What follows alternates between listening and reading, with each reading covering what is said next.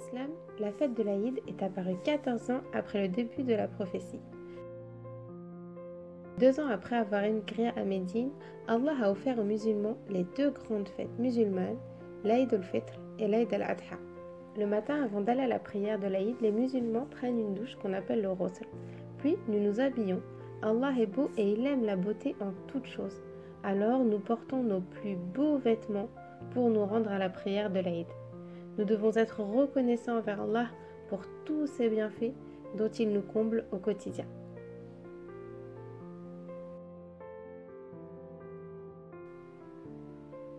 Avant de se rendre à la mosquée, le prophète Mohammed sallallahu alayhi wa sallam avait aussi l'habitude de manger quelques dattes.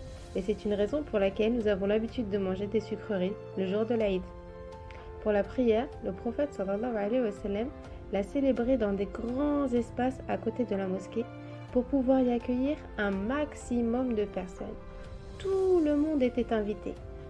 Les hommes, les femmes, les enfants, même les personnes qui ne pouvaient pas prier pouvaient venir écouter le prêche du prophète Mohammed sallallahu alayhi wa sallam.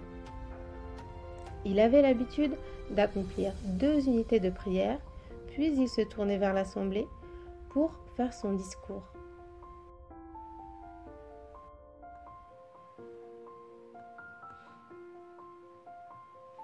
Pendant cette journée, il avait aussi l'habitude de répéter le takbir, Allahu Akbar. Et quand les musulmans se retrouvaient, ils s'embrassaient, se saluaient et se félicitaient.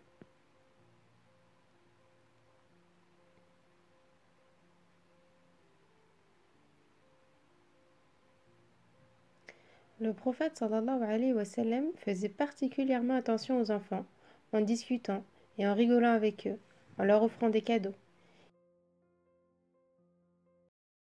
Il invitait également ses amis chez lui pour partager son repas.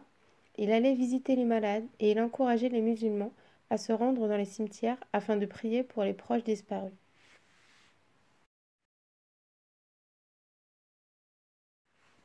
Il avait aussi l'habitude de prendre un chemin pour se rendre à la prière de l'Aïd et il empruntait un chemin différent pour rentrer chez lui. Le jour de l'Aïd est un des plus beaux jours de l'année pour les musulmans. Quand on gagne une course et qu'on est récompensé, on se sent content et fier. Et c'est ce que l'on ressent le jour de l'Aïd. C'est aussi le jour de la récompense de notre jeûne. On peut alors se demander si nous avons tout fait pour mériter la récompense de ce jeûne. Et si ce n'est pas le cas, ou si tu as un doute, alors rassure-toi, tu as encore quelques jours devant toi pour te rattraper et faire ton maximum avant la fête de l'Aïd. Ce sont les jours les plus importants.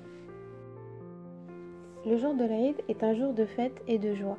Et nous pouvons rendre les autres heureux et ressentir à notre tour cette joie. Ainsi, Allah sera satisfait de nous. Je vais te raconter une petite histoire qui concerne un célèbre compagnon du prophète Mohammed sallallahu alayhi wa sallam, Omar radiallahu anhu. Il y a très longtemps, une sécheresse frappa la ville de Mecca et les gens n'avaient plus de quoi se nourrir.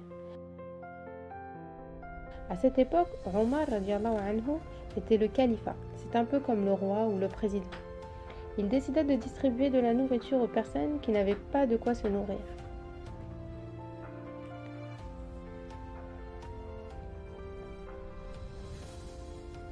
Un soir, en se promenant, il vit un feu allumé devant une maison.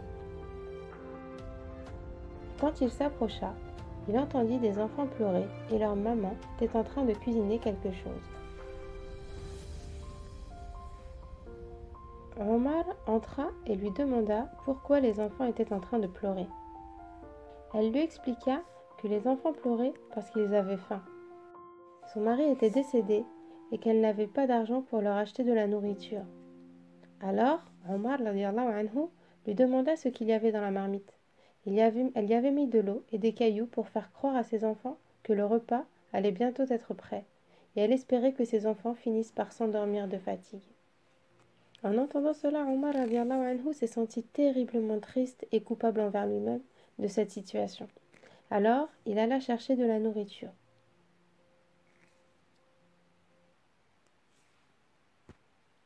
L'ami de Omar lui demanda de porter le sac à sa place, mais Omar radiallahu anhu refusa.